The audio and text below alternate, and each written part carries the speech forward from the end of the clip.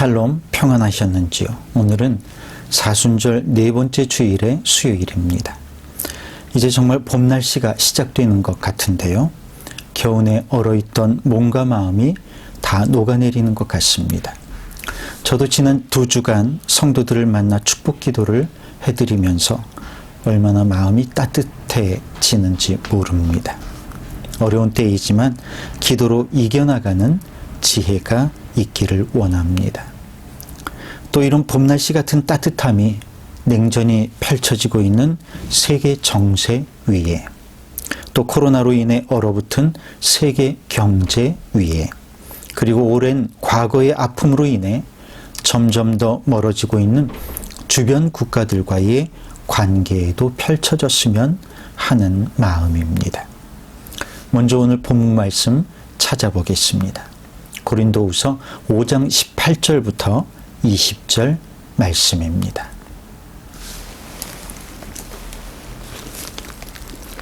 모든 것이 하나님께로서 났으며 그가 그리스도로 말미암아 우리를 자기와 화목하게 하시고 또 우리에게 화목하게 하는 직분을 주셨으니 곧 하나님께서 그리스도 안에 계시사 세상을 자기와 화목하게 하시며 그들의 죄를 그들에게 돌리지 아니하시고 화목하게 하는 말씀을 우리에게 부탁하셨느니라.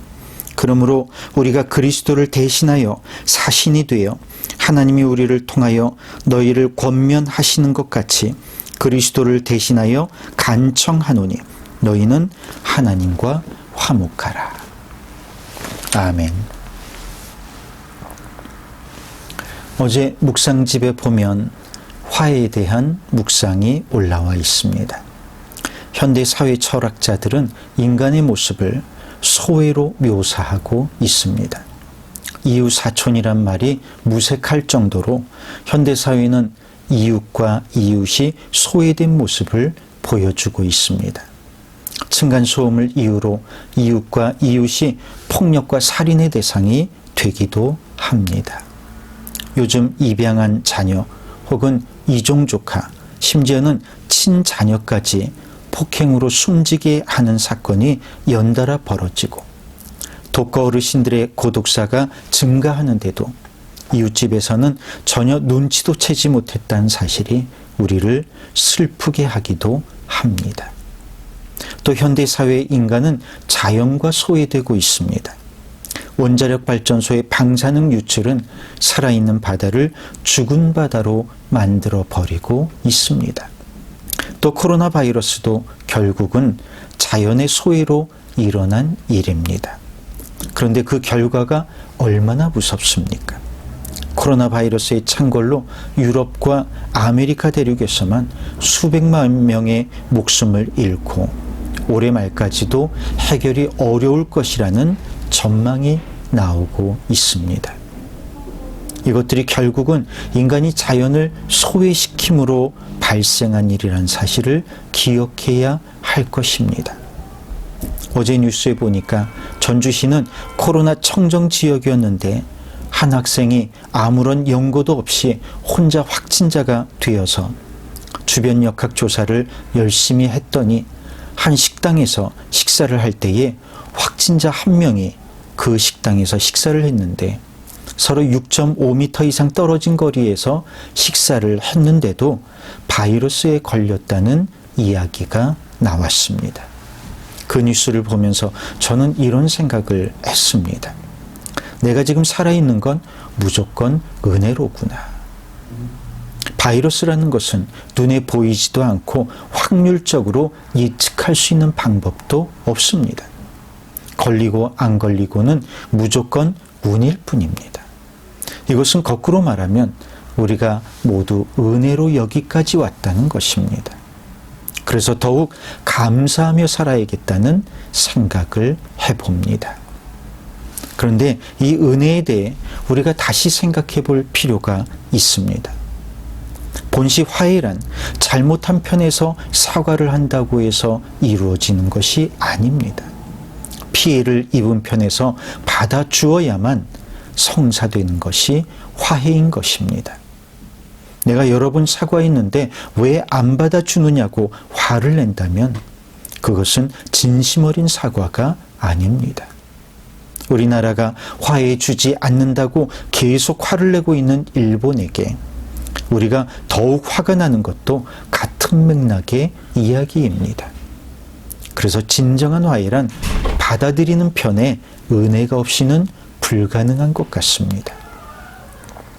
그런데 인간이 겪고 있는 소외 중에서 가장 심각하고 치명적인 것은 죄로 말미암은 하나님과 인간 사이의 소외라고 성경은 말합니다.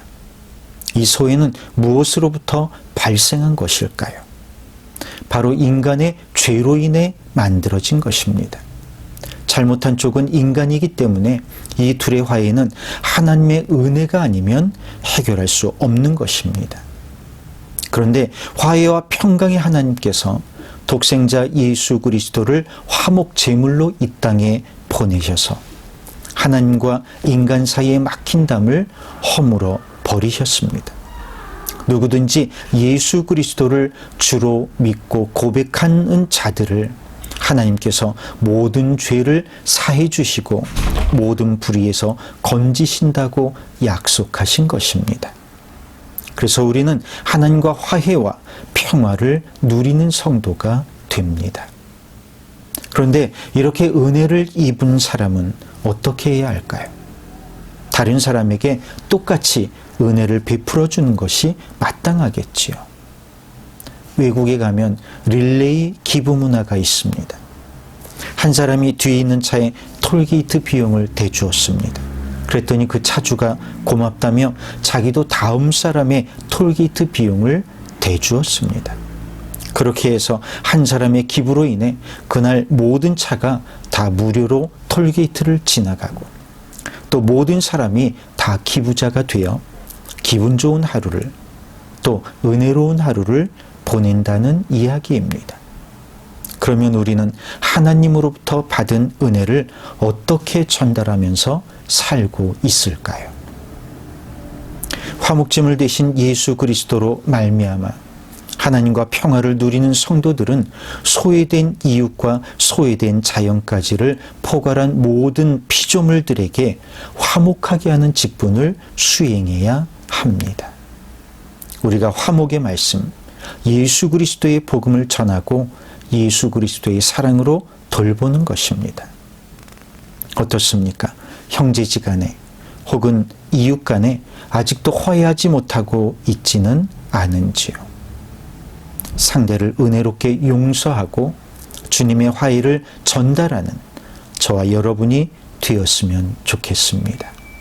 오늘 하루도 하나님으로부터 받은 은혜를 소외된 이웃들에게 나누어 주면서 살아가는 저와 여러분이 되기를 주님의 이름으로 축원합니다. 기도하겠습니다. 주님, 우리는 주님으로부터 받은 은혜를 잊지 않게 하옵시고 이 은혜를 이웃들에게 전달하는 행복한 성도로 살게 하옵소서. 예수 그리스도의 이름으로 기도하옵나이다. 아멘. 자, 따뜻한 봄날이 오고 있습니다. 이 따뜻한 봄날씨처럼 우리 이웃들에게 따뜻하게 다가가는 한 주간이 되었으면 좋겠습니다. 그럼 주일에 우리도 따뜻한 만남을 가질 수 있도록 기대하고 기다리겠습니다.